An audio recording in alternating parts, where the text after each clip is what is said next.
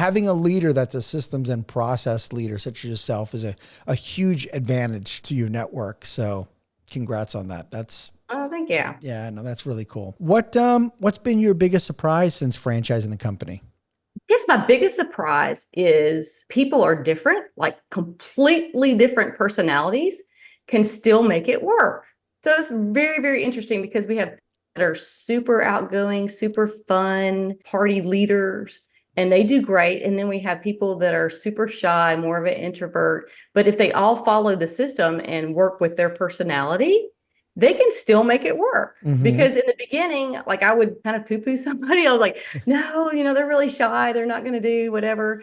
But if they follow the process, completely different personalities can make it work. That's pretty surprising to me. It's a great characteristic of your franchise is that you don't have to attract any one person. An extrovert can do it, an introvert person can do it. And that's going to allow you, of course, to open the spectrum of a lot more franchise owners as opposed to looking for one. And it's never good to have one type person that has to make it. It shouldn't be that way. If you have the systems and processes in place, which you do, you should be able to open up to, far more people. Right.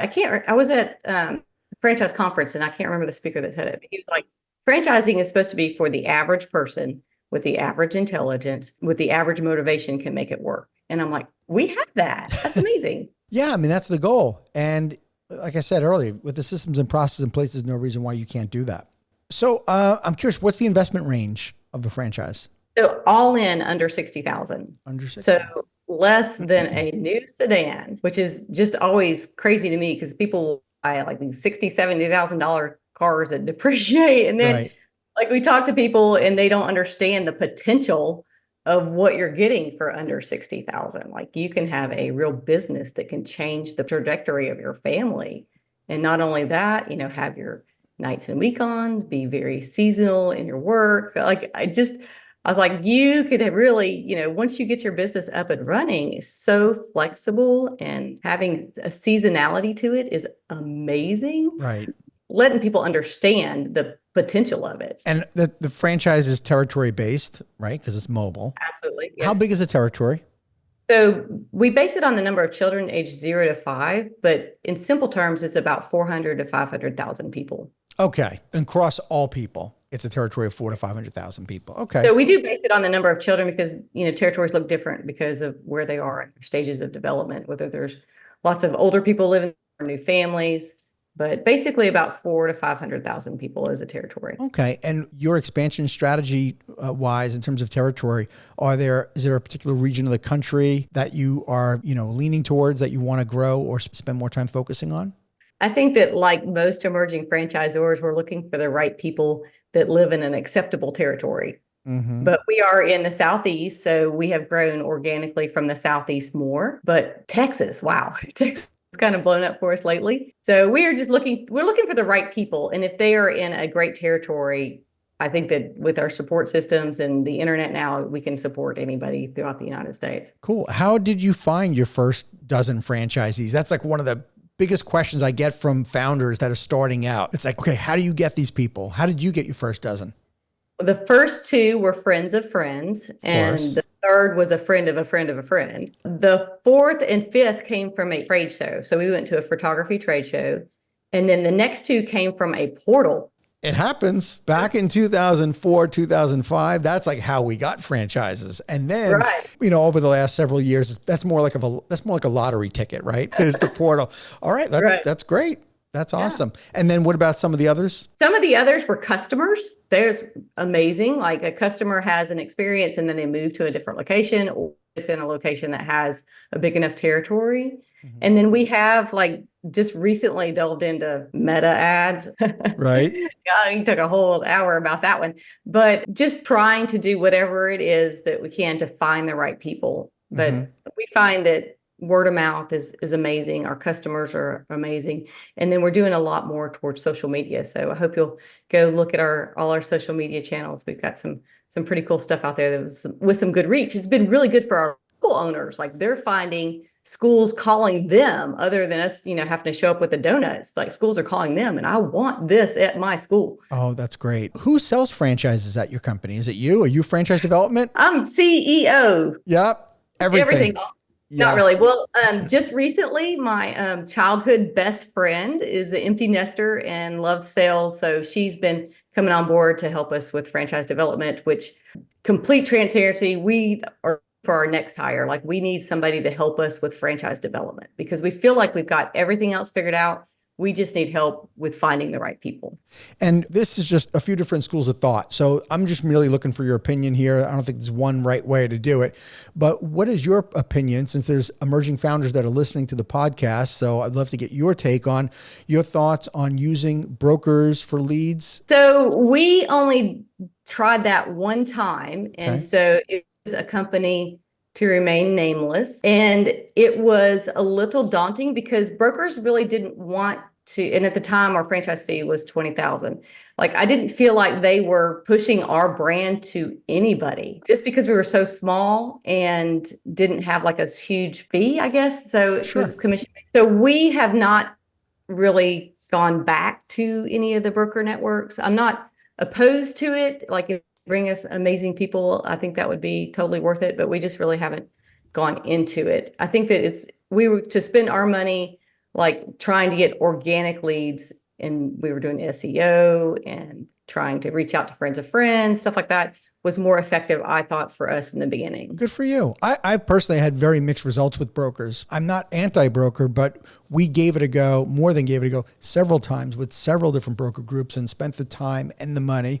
And we had very mixed results, partly because our concept wasn't something that was it wasn't simple for the broker groups to understand. Oh, yeah, right. So they had a hard time communicating it. And if you have a hard time communicating, you're just going to move on and you're going to push something else.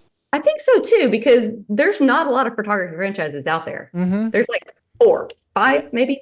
So it is not something that people just understand. So I think it's much easier to explain frozen yogurt or something else like that. But Right. I think that's part of it as well. And what are your thoughts moving off of the brokers, talking about using a franchise sales organization, an FSO, an outside sales company? I think we need something. Yeah. I'm not sure what it is that we need, but very interested in keeping our core values intact though. So I think that's been one thing that we have just kind of been hesitant to take on an FSO because we want to make sure that our brand stays amazing. And we talked to one a couple years back and they were very interested in us raising our franchise fee and then offering 4 and 5 territories at the very beginning. So doing the multi-pack sales. Yeah. And we were like, I don't think we can keep our quality if we do that. We need to we want our franchise owners to buy a second and third territory, but we want them to prove themselves first. I don't know, maybe I was naive because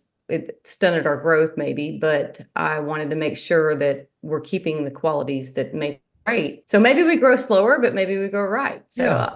Well, it's a personal decision. And the nice thing is I can tell just from talking with you that you don't feel like you're under the gun where you have to sell so many franchises to keep the lights on. That's a very stressful way of operating. We're debt free and I'm not opposed to taking on debt, but we're debt free. And, you know, if you're going to work with people, why not choose amazing people that you like to be around and share your core values? Absolutely. Like, you're going to choose your company, choose people that are going to make your life joyful. Because at the end of the day, if you're not happy and joyful and doing the things that you love, I think you've kind of lost. Like no matter how much money you make. Right. Yeah. You need to do something else. Right. Absolutely. Good stuff. What's been one of the biggest challenges that you've faced as, you know, a leader of your franchise company? And I'm curious to know how did you overcome it? I think one of the biggest challenges that I've had is telling people no. For a potential franchisee? Yeah. Tell me about that. And just recently we had somebody that we thought would be great. And initially we said yes. And then we got to know them a little bit better. And then I had to come back and go, I don't think this is going to be great for you. So that was really hard because like they were heartbroken. Like they had their hopes set on it. But I was like, I'll help you in a ways, but I just don't think you're right for a franchise owner. This could be an opportunity for you to give some great advice to founders that are listening. And I don't necessarily mean to use this person as an example, but I'm curious to know, what are some red flags that you've noticed in the past where you're like, this one's not coming aboard?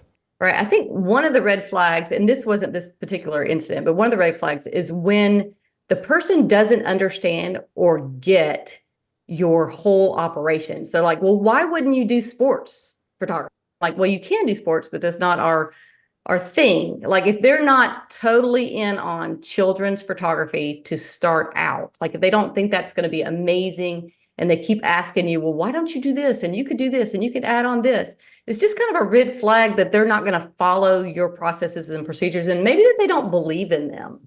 Yeah, good for you. Absolutely. Those are great warning signs. And the nice thing about franchising, I've always felt this way, that it's a push-pull relationship, and that we have to listen to our franchisees, because some of the greatest ideas and opportunities come from our franchisees that are out in the field.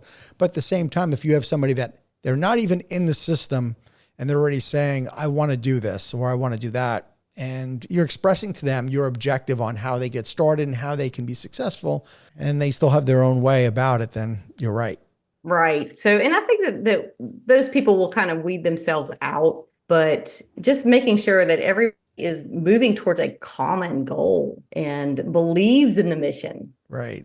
And we have that. We have just an amazing family of franchise owners. So just making sure that we keep that mission focus. Thank you for tuning into the Emerging Franchise Brands podcast. For additional insights, guest applications, and to stay connected, visit us at efbpodcast.com.